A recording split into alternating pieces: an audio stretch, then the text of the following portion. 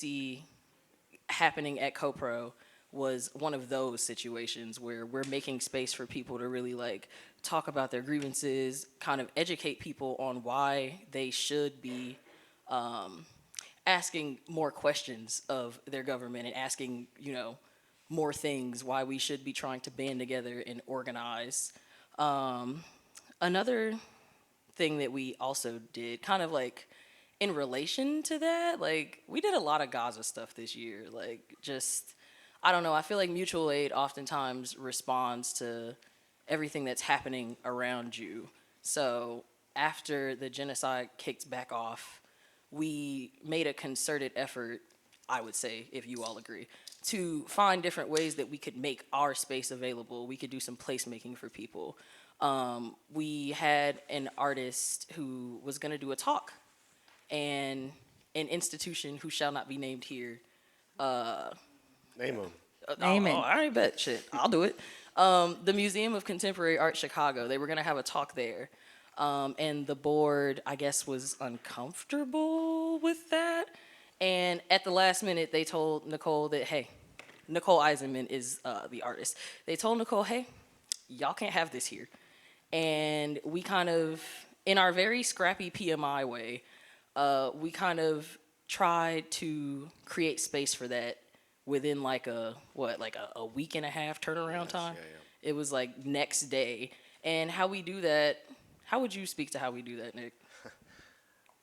Well, yeah, we try to hold space for projects like that, and it's been a lot of the resources that we were gonna maybe spend in different directions have been to host projects like that. Nicole Eisman was supposed to be in conversation with David Velasco, who was the editor fired from Artforum for signing that letter. Nicole had signed on to the letter too, and then was pressured to take her name off. So we're just trying to, like, pretty early on, the PMI staff, it was not complicated. We talked for like less than half a day about signing on to PACB, and I think a lot of folks have been like, okay, so if we do that, what can we just, is it just words? Is it just going to be this signal and we're going to put it on the internet and we're not going to do anything? But it was like 2 months in, we had already hosted a million different mutual aid fundraisers and things that people just knew that they needed. And so we didn't have to necessarily do anything. We just became known as a place where people could feel safe in doing that work and just were hosts. So if you don't mind, I'm just going to move to get to more people in the conversation by naming a couple other things.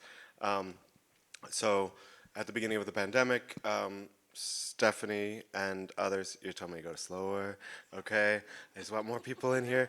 Formed a 7-person editorial team to start getting funds out to artists in each of the editors' communities. So we tried to bring in people who were engaged in different elements of Chicago community to make creative responses to the pandemic quickly and get funds to them. So the folks in community with the folks they were selecting and commissioning knew the people who had just lost their jobs most. They knew who would be able to respond quickly and basically just who needed it fastest.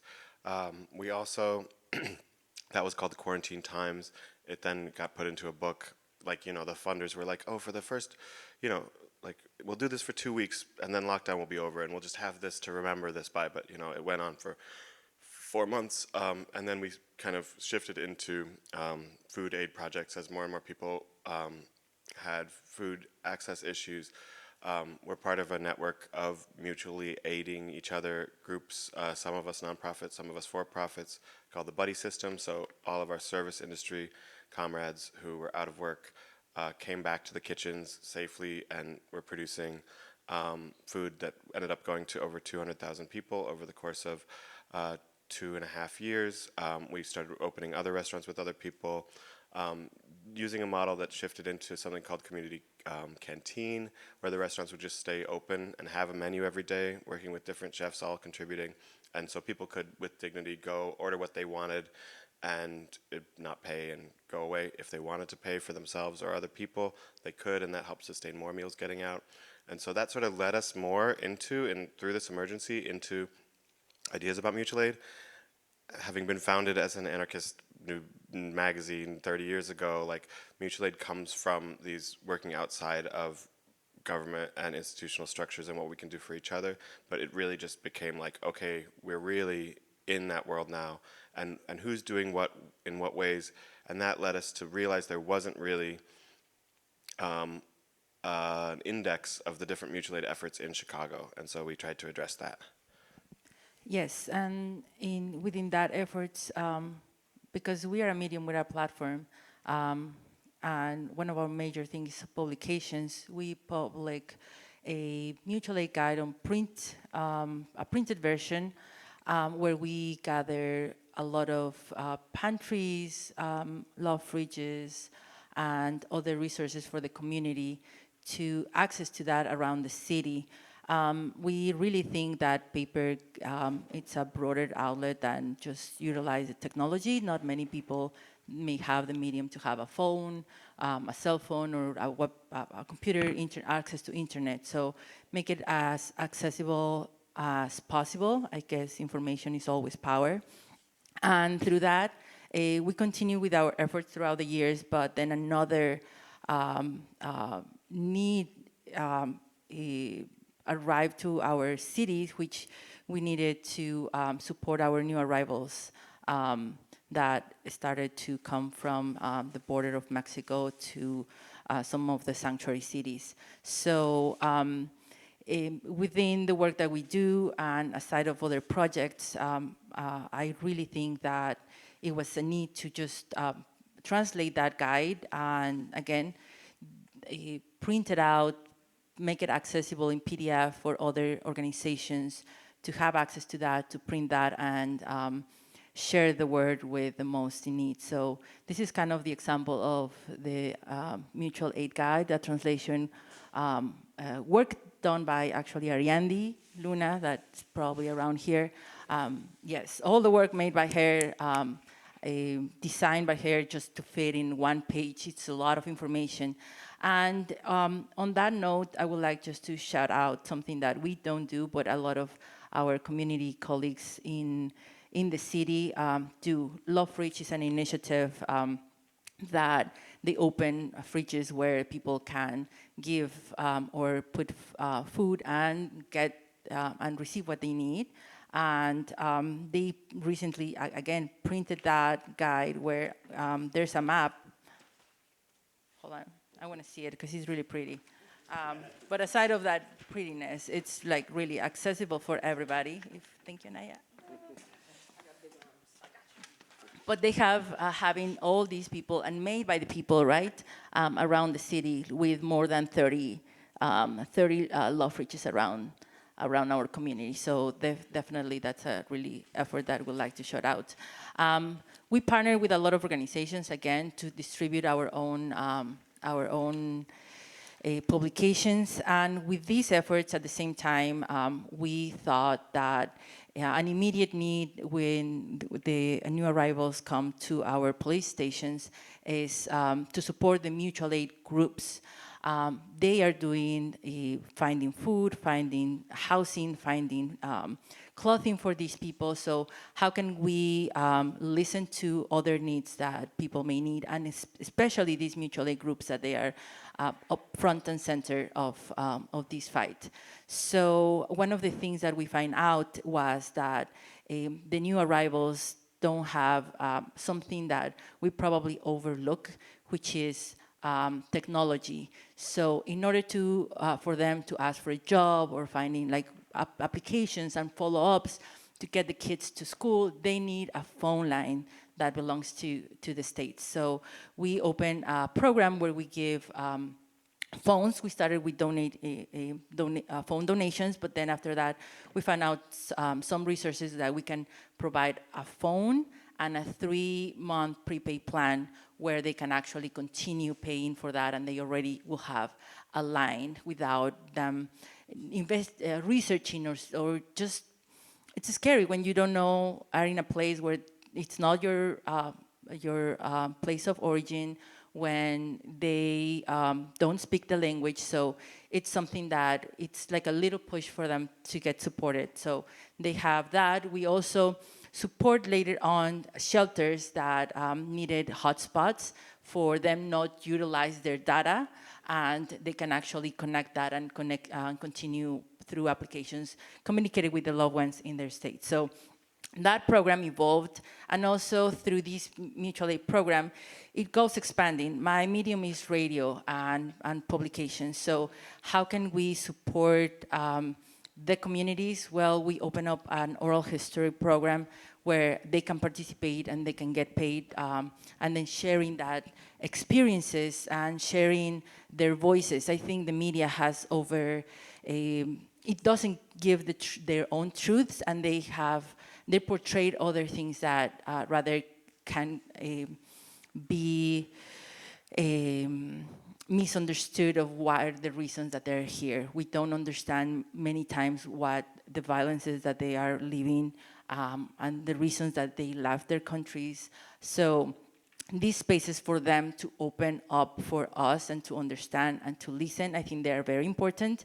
And for that reason is an oral history project, but they speak in Spanish. So how can we, that we don't speak Spanish, how can we empathize and then understand? Well, that's why we're doing radio shows that from people that they're writing and researching and doing the activism for them. They can actually speak in their own language, but also through literary projects like this is Contratiempo. We partner a lot with them, with Lumpen Radio. So this is the part of Lumpen Radio that does the Spanish side of our station.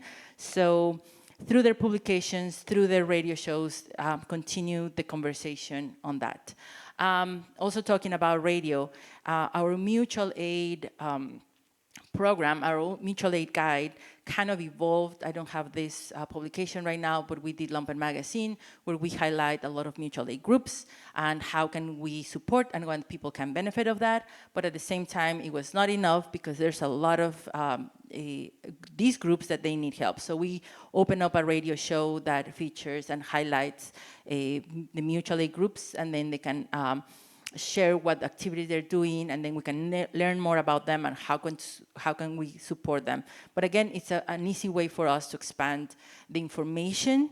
Again, I think information is power, so we amplify all these voices through our platform. So if you have a platform, I think it's about just sharing it and teaching people how to utilize it. So because, we need to do that community effort.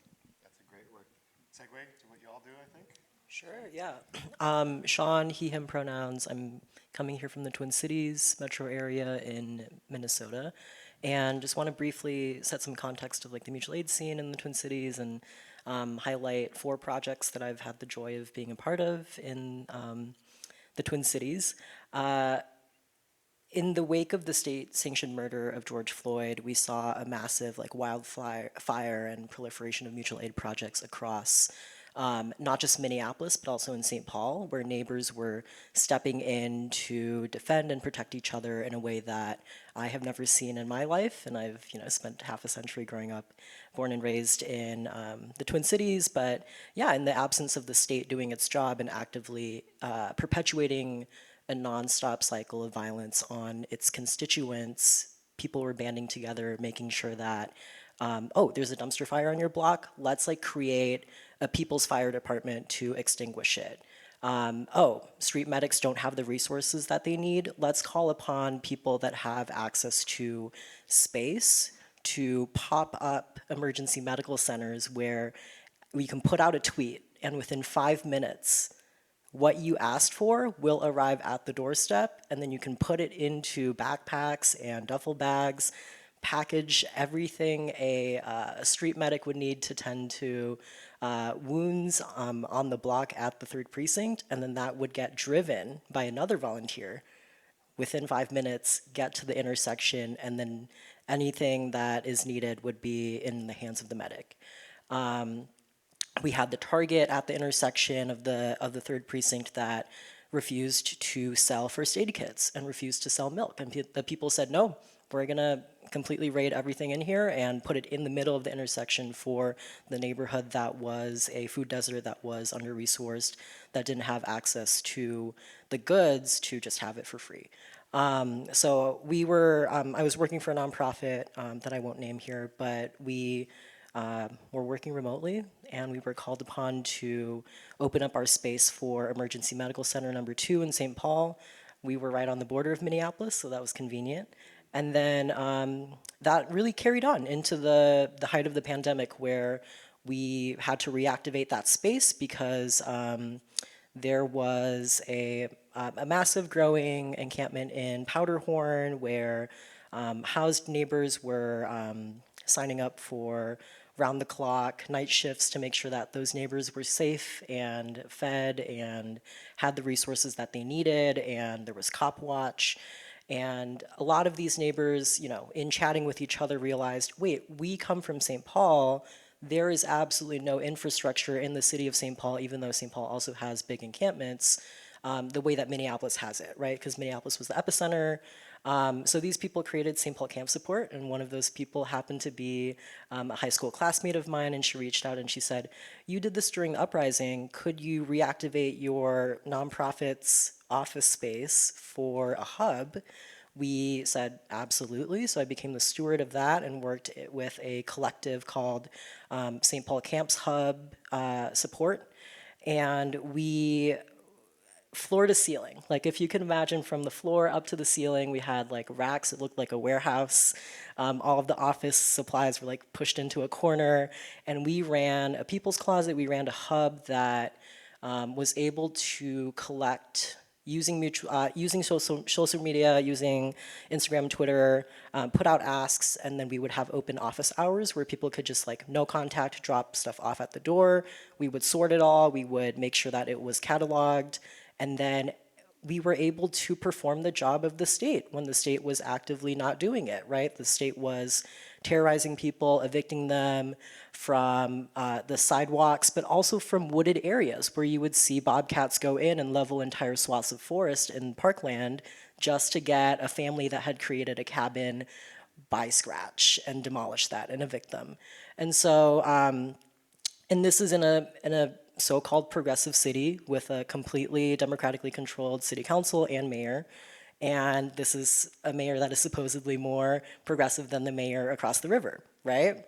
And so we kind of stepped into that niche that was needed where neighbors were looking out for one another, and we saw a lot of times like people would leave a frozen turkey outside of someone's tent during a blizzard. And we're like, that's not helpful. Don't do that, please. So in building trust and relationships and friendships with our unhoused neighbors, we were able to have people kind of assigned to a specific encampment and build those, you know, friendships, and then have a notepad either physically written or in someone's notes app where they could write down the specific weekly needs list of that person.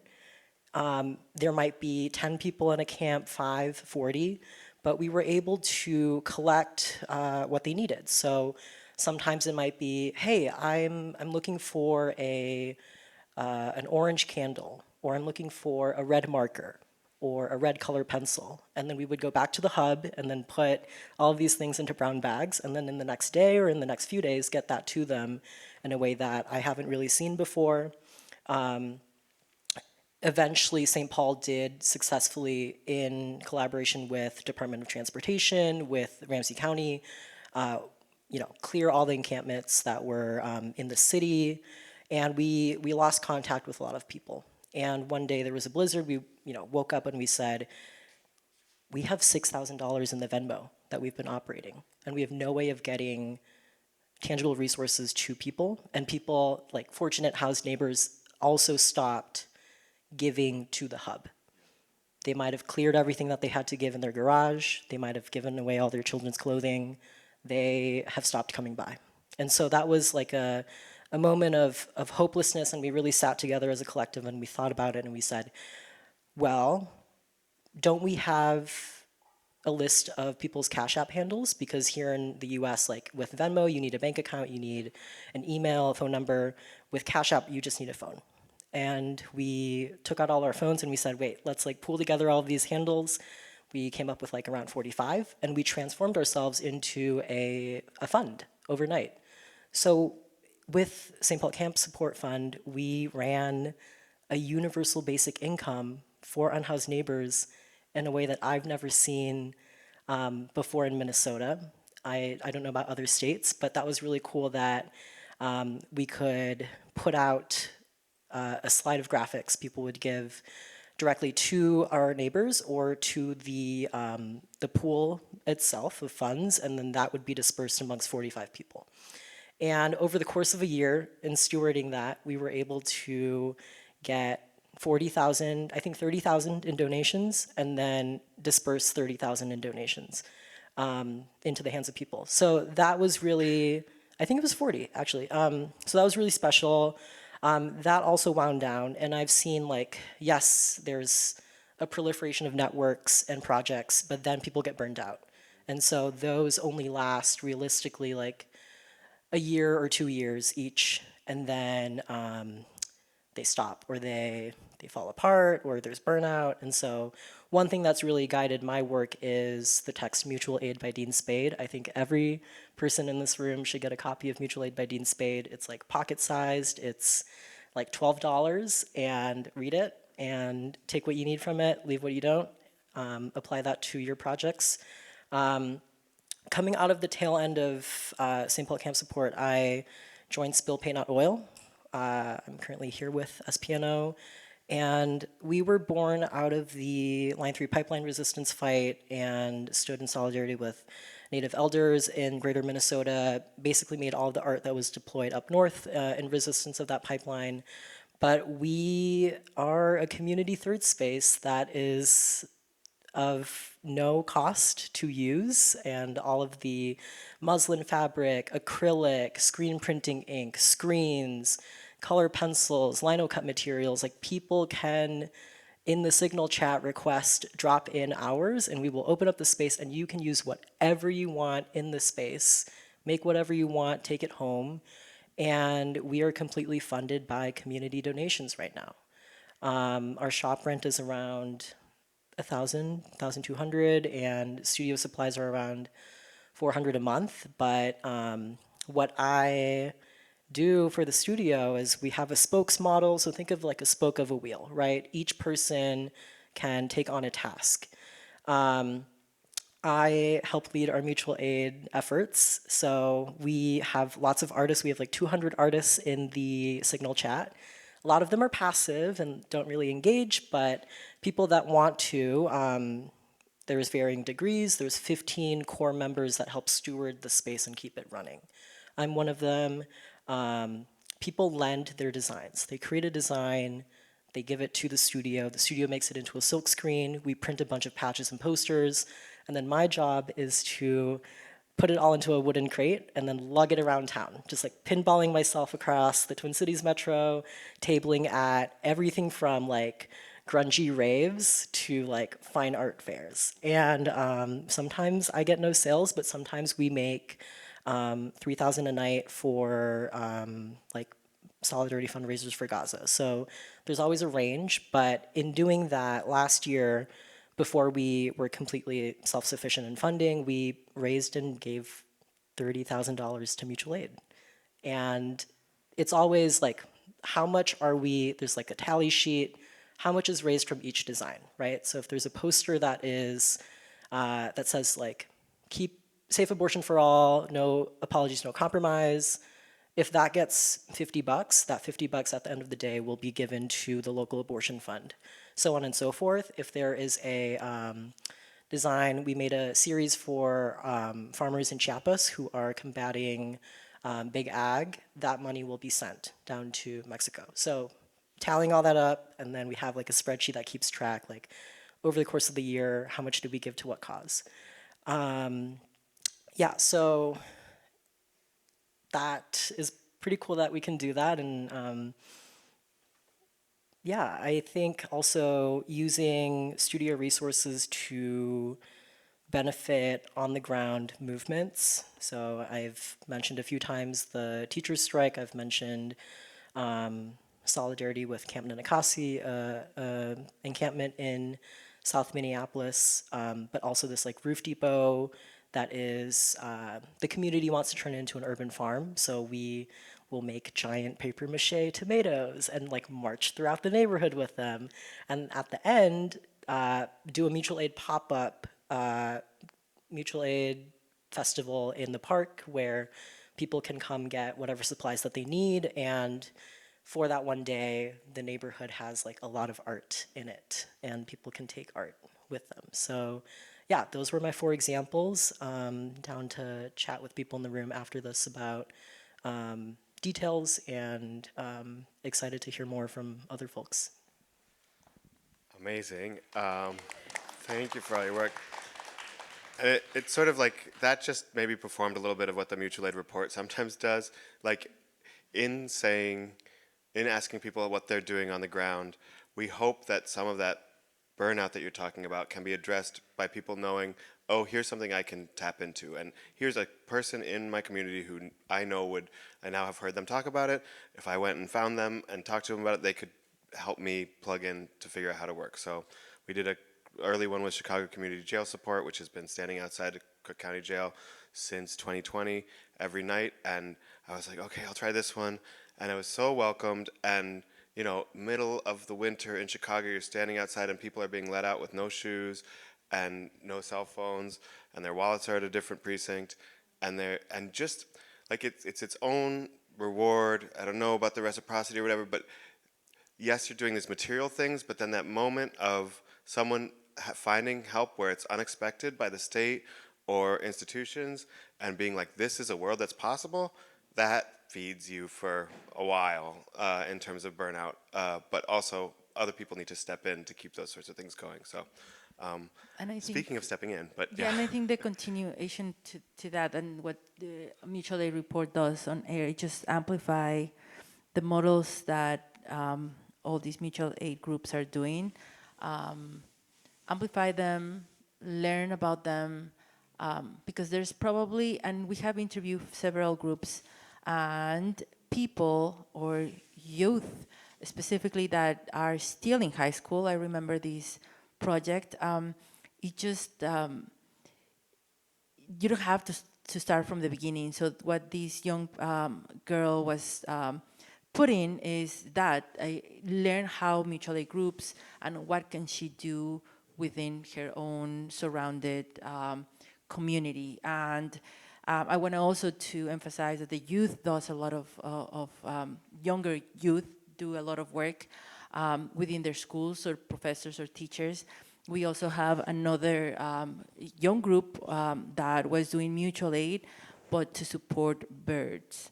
I think even like that experience and how they learn to care, to give, and do that. I think Ariane interviewed this group from Gage Park, right? And she's awesome. She is awesome. But yes, we have a lot to learn from each other, and I think that's what we want to share as much as much as we can, and to have these resources available for other groups, because sometimes we are out of ideas or we are in that moment of despair, but how can we feed each other with the joy and the main, the core of what we're doing, what we do. So I think listen from each other is important. perfect timing. I'm gonna, in light of talking about some really amazing, kind of exceptional mutual aid work, I want to talk about the easy mutual aid work for a second, which is I just think, it takes a lot of resources to have an artistic practice, to have reliable access to what you need to work, and there's so many little ways to make those slightly more available to other people, which is, I know that, gathering folks from the summit together in a room to talk about mutual aid is a little bit I'm sure every person in this room has organized or donated to or participated in mutual aid in the very recent past, right? And so, and I think, so some of the things that we do that are really, really easy, one of them is we do what we call copies for a cause. So we have a photocopier in our living room, and anybody can email us a file and we'll print you 100 black and white posters. I put them in a box outside of my apartment, and then you can pick them up at any time. It costs us probably less than $5. It also takes me 5 minutes. And it's something that I can just do really reliably. The other thing is that we have this copier. It's a great resource. It's become a more sustainable resource for us to have when it's a shared resource. It's useful to lots of people for lots of reasons. And, we do a bunch of printing for free for protests or other things that we care about. But then,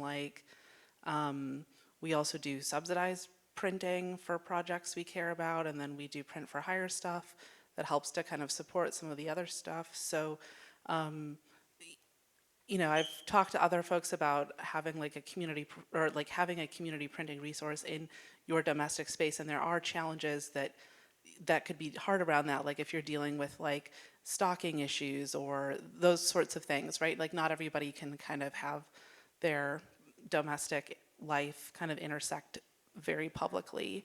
But even without an external space, and without a lot of extra time or money, I feel like we've been able to think about how the things that, the resources that we have can be regularly useful to our neighborhood, which is also Sean's neighborhood.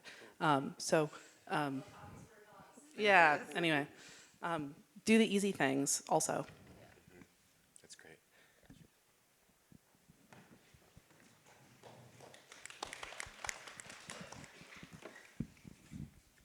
My name is Cecil Marentes, and I'm from Iowa, Des Moines, Iowa. And I'm really glad I came here. One of the things that I'm hearing is what can we do to help our communities. And so I'm an 8th grade dropout. I have no formal education. I don't know what it feels like to go to high school.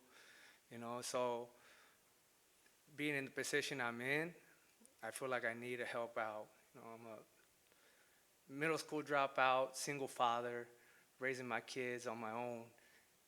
I'm an artist.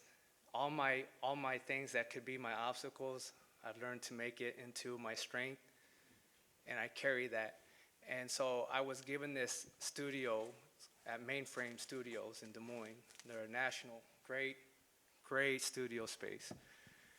And I was given this opportunity, and I've been there for 3 years now. And they said, 2-year waiting list, and they just put me in there. And they put me in the basement, and they just said, Jose, paint. And so when they gave me the room, it was like, it was blown up. There was a welder, and he had this blue pigment called James Bearden Blue all over the place. And my little baby, he learned how to walk in Mainframe. And every day, I channeled my mom. I would play some música, some music, and I would sweep, and I would clean, and I would clean, and I would clean. And so it took me a month, for my son to leave our studio, not being blue like a Smurf. And I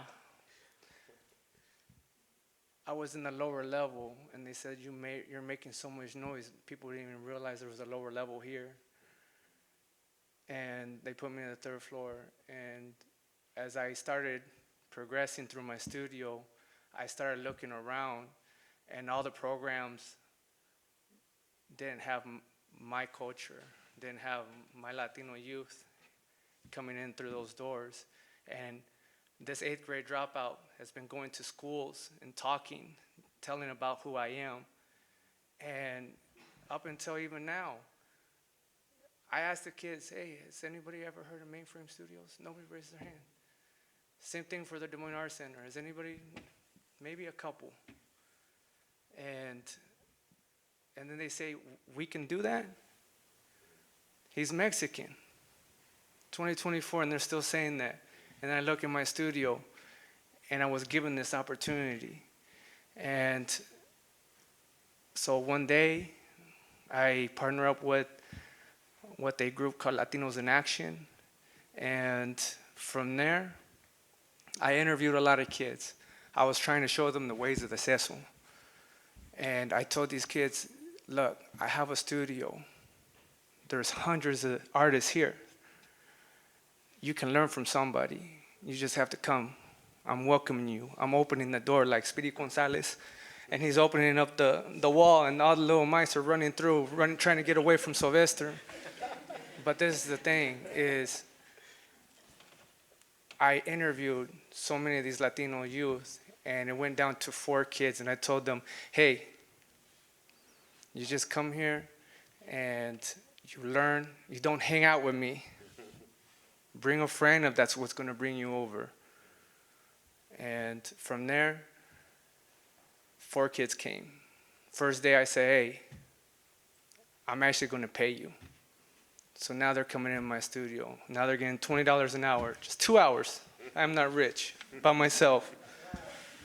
And so they came in, and luckily there was a studio called Oak Ridge Tech Studio, and they were from Best Buy. So these Latino youth came in at the right time. So they came to my studio, they were getting paid, they were bringing their friends, 4 kids, and I don't even like kids, but kids keep coming to me. So from there, these 4 kids turned to 11 kids. And not any one of them wanted to get paid, they just wanted the opportunity. I told them, hang out with the guy, hang out with the photographer, hold the lights. Go to a muralist. If he doesn't want you to paint his wall and ruin it, then hold his paintbrush. Get to know these people. Make this place your home. And these kids did really great. And they actually helped me with an event that I created with another organization, a Latino food pantry, one of its kind in Iowa. And I want to say the name because it's very important. They're Knock and Drop Iowa, Central Iowa, Knock and Drop Iowa. And so what they do is they provide a lot of resources, pañales, like diapers, milk, Latino foods. Everybody and anybody is welcome to get it if you want it. Doesn't matter if you're Latino. So I partnered with them. I partnered with the Latinos in Action, and we created an event to really host and showcase Latino art, our resources, where you can find it. This event that I created, there was an obstacle. I got a couple grants. One of them I turned down because they told me that the location was not the right location, the time wasn't the right time, and nobody was going to show up to a Latino event. Whoa. They said, what about the white people? And so I turned down that grant. At first, it was really hard because I'm trying to make a name and I'm trying to, I'm trying to do the right thing. I'm trying to work with them. Maybe there's something in here. Maybe they're naive. Maybe they didn't really know what they said, but they said it. And so it took me a little bit of time. And the more that I started working with that organization, they wanted me to bring my Latino flavor, but not invite my Latino community. And so I turned them down. Next thing you know, I asked Knock and Drop Iowa. I said, hey, Zuli. And I talked with my mentor, Miriam Alarcon, and Latinos in Action, Ruby Herrera, my lionesses. You're only great if you have really strong women around you. And they gave me really great advice. But the core of what I've ever been doing is I don't sell my art to make money. I sell my art, or I sell myself to really show what you can do. So I don't really sell. I'm a storyteller. I am who I am. And so that selling is not my priority, but people got to make money. But anyway, I talked to them after being on DSM magazine. He's going to be this artist, and he's going to be doing this. And then I tell these people, no, I'm scared. I'm going to commit career suicide. Zuli, Ruby, and Medium, they say, we got your back. At the end, it was me having to say no. So I said no. I said, hey, you gave me $1,000. Who do I write it to, and how do I give it to you? And from there, Bienvenidos was created. So we got on Radio La Línea. We went on to La Reina. And next thing you know, I only have $4,000, and I'm giving away 2,000 tacos. I'm giving away 700 pupusas, 400 paletas, 300 raspados, 150 hot dogs. The raspados, in order for you to get raspado, you got a health screening. So primary health came to our aid, helped us out. And so if you needed health, like if you needed to be seen, whether you had insurance or not, you got referred right away. Then not only that, we were partnered up with the Des Moines Police Department and the National Guard. I got my buddies with the Lowrider Club coming in. I mean, we made this big, great, like, Sábado Gigante, like this variety show. We had floor dancers, we had the charros, we had poets, we had musicians, we had it all. I carved a special 4-foot by 8-foot relief where I channeled my mom, Gloria Estefan. So we did the conga to make the impression. Everybody at this festival did the conga. Every 30 minutes, there were piñatas, and little kids were just throwing it, and it was all free. The artwork, my Latinos in Action kids that came and that I taught, they were able to show the people. And this is what's really important, is the people were my Latino community. The parents would tell your kids, don't be an artist, no seas pendejo, ponte a trabajar, go to work, right? And so what happened from there is my Latino kids showed their parents how to print make, screen press, lino cuts. They were able to translate from English to Spanish. They had health coverage, COVID shots, $25 gift cards if you get a COVID shot. All the food you can eat, all the candy you can get. The kids were throwing the candy like confetti. But it's really important that an event like that happened. There was over 51 nonprofits, small businesses, and Latino artists that showed up to that event. But the most beautiful thing is, every other event that I ever got to experience as a youth, you had to pay money to get in. And when you got in, you're lucky you even got in. All those kids got to have free art. All those kids got to eat food, throw candy like it was nothing. But talking about mutual aid and what can you do, you just have to step out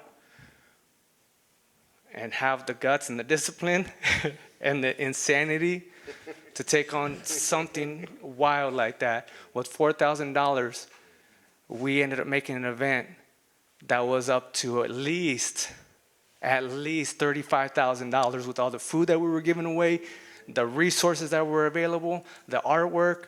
I mean, art's not cheap, the material ain't cheap. And so it's, when it comes to mutual aid, is what are you willing to do as a solo person? I'm not a nonprofit, and that's it. I guess just to piggyback off of that a little bit, we talked a little bit about doing like the small mutual aid. A thing that I, in my like really young, it's not even really an org yet because we're not a nonprofit yet, and I don't even know if that's what I want to do. I would call it more of an initiative. A little context. I grew up in a neighborhood where like we don't know what the hell mutual aid is. Like we don't even really have enough for ourselves to be able to give anything to anybody else.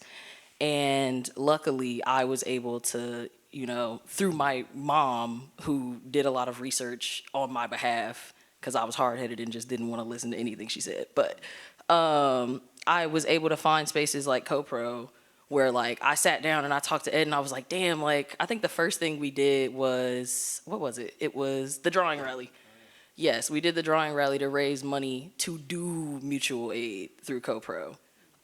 It was my first time even experiencing something like that. Like I had helped people just on like you know, I live in this community and you need some sugar, or like your kids need to be babysat and my kitchen is always open if y'all get hungry. Like that's the kind of mutual aid I had always engaged in, but I had never known that you could do something at the kind of scale that CoPro does.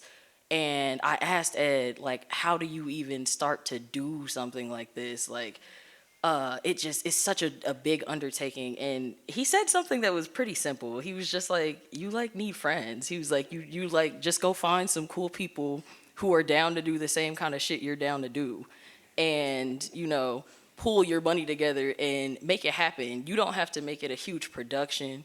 You don't have to like raise, sometimes you can't raise thousands of dollars because the people you're trying to help don't even have the means to give you like $5.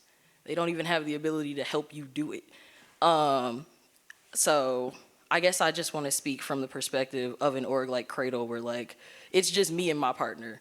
Like it's me organizing like all the admin stuff, and then my partner giving me his really wonderful ideas because he has a great brain. And we pay for everything out of pocket. It means that we don't really get to do like big things all the time. Like we just did Posters for Progress, which is kind of similar to what you were describing, where you're like printing off like copies of posters and things like that. But we invited artists in the community to come and make posters on like, higher quality materials that were donated by CoPro. I guess I just want to mention that you can also look to orgs like CoPro who may have a little bit more of that backing to give you space and resources so that you can make some of these things come to life. But we don't get to do like big stuff like that. So I've just been spending a lot of time thinking about like, one, how do you get a community who is, they don't have the means to even do their own mutual aid? Or in my case, I live in Princeton Park in Chicago. It's a working class neighborhood full of like just African American people who are,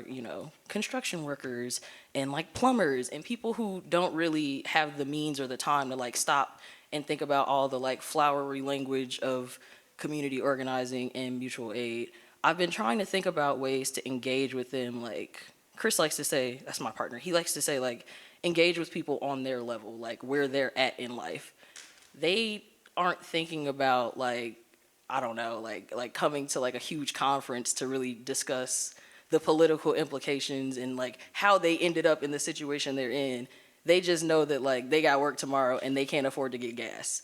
So I don't know. I've been really into this idea of using what you have. Like I have a fucking mini fridge that I had in college that I don't use for anything.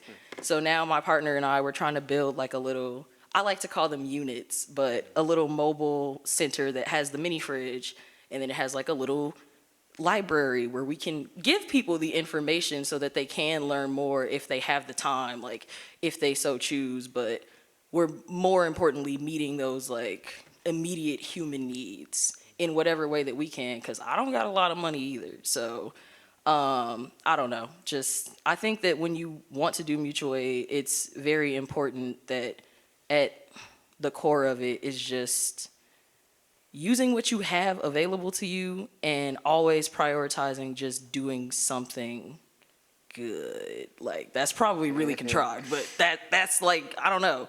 That's what I'm thinking about. It may not be like a big thing that I can put on my resume, but just building a little free library outside with a mini fridge powered by like a shitty $100 fucking solar power generator it's going to do more for my community than I could have done just inviting them to my house and talking at them about what it is they might need, Well, okay. Thank you so much, everybody, for participating. We're kind of in that, like, are we overtime? Are we on time? A moment. I'd just like to sort of say these conversations we hope will continue. We hope that this gathering of folks, I don't know. There was just so much thought and effort put into trying to make a gathering sort of like the one you were talking about in Des Moines, where like it was a little loaves and fishes. As long as everybody can come here for free and we can help people come a little bit, maybe we can think about ways that we can continue to work together and sustain things without. We're going to keep begging for money for stuff like this, but beyond just the begging for money, I think that a lot of people in this room know and have experienced and figured out their ways of mutual aid with their neighborhoods. So many mutual aid groups in Chicago are just named the neighborhood, and people who are neighbors kind of come and help out in those described boundaries. But when we're talking about a region like this watershed that we're in, how we can support each other through larger distances is a puzzle that we think the brains in this room can solve more with us as we continue to talk. So inspired by the mutual aid work we do locally. Let's see how we can support each other more regionally. And that was the best I had for a closing comment. You got anything else?